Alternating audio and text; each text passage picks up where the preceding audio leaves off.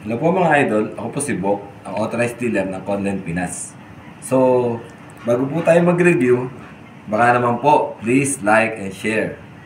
Follow nyo na rin po ako sa FB page ko po. Ngayon po, mag-review tayo ng Crical Pro versus Lead Super. Ang Lead Super po, ang gumawa nito ay Little Monster. Kung narinig nyo na po yung Little Monster. So, yung bat po muna ng Lead Super ay naka-rubber grip na. So, ganito rin po yung Predator Sports grip. Parang ginaya nila. So, hindi ka bibitawan. Yung joint po niya is stainless Unilock. Pag binili niyo po ito, may kasama tong joint protector. So, sa bolt naman po, may weight bolt po siya nakasama. Ito. Nandito po siya sa loob. Naka-weight bolt na rin po. Adjustable weight po. So, pwede natin siyang lagyan ng extension. Ito po, mabibili niyo rin po ito sa amin. Yung Crical na extension. Parehas po ito ng Predator, itong extension. Itong rubber bumper niya. Yan. Naka-decals na po. Decals lang po. Ito po yung joint niya. Rubber grip. Makapit. Yan po yung bat ng Lead Super. Sa bat naman po ng Crical Pro, so naka-matte black po ang kulay. Crical Pro. Wala po siyang grip. Parehas lang po. O, ganito. Wala siyang grip. Then, naka-radial pin po. Okay po, naka-radial pin. Dito naman po, adjustable weight pero wala po siyang kasamang weight bolt. So, bibili kayo ng weight bolt pero parehas po ng Conlen na weight bolt. Pwede rin po siya, extension ready rin po siya. Pwede rin po siya dito. Ito pong extension. Yan po. Ito rin po ang extension pwede sa kanya.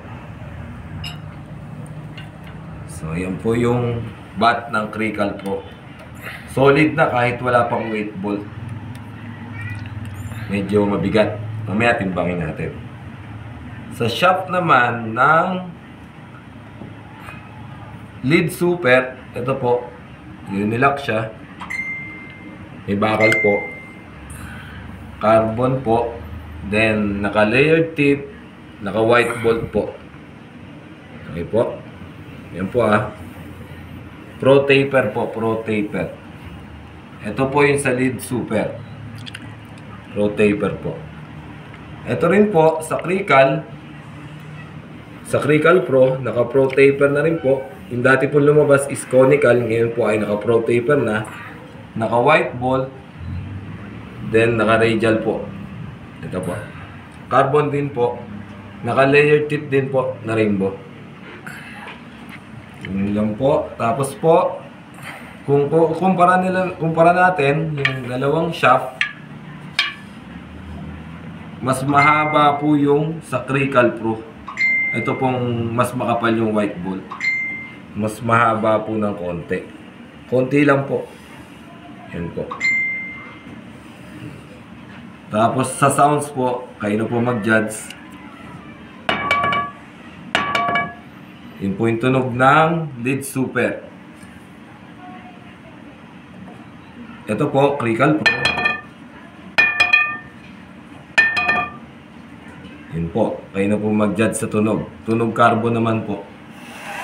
Then yung weight po ng shaft ng Lead Super sa ohms po ay 4.0. 4, sakto.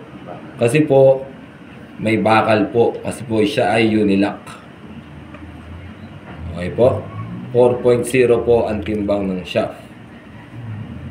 Ito pong Crical Pro is 3.8. Okay po. Then, meron tayo rito, itong ginagamit ko, yung J-Flower, timbangin din natin. Ang J-Flower ko po na gamit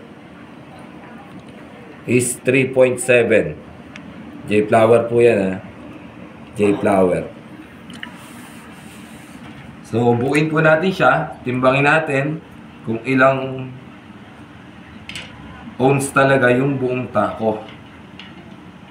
So, ito po yung Lead Super. Lead Super.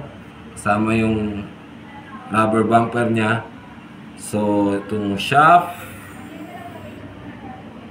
plus yung weight bolt po niya.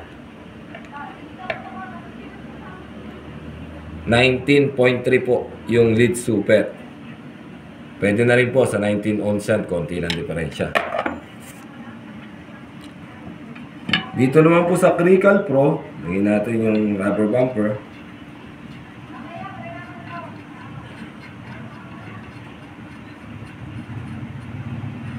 Tapos po, timbangin natin siya.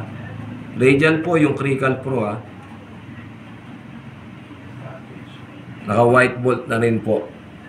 Ang timbang po niya ay 19.6. So sa Lead Super po, marami tayong kulay. Sa Crical Pro po, ito lang po yung available natin, yung plain black. Ito pong plain black lang na to. Naka matte black na walang grip. So, yun lang po mga idol. Please like and share po sa Conlen Pinas po. Thank you po.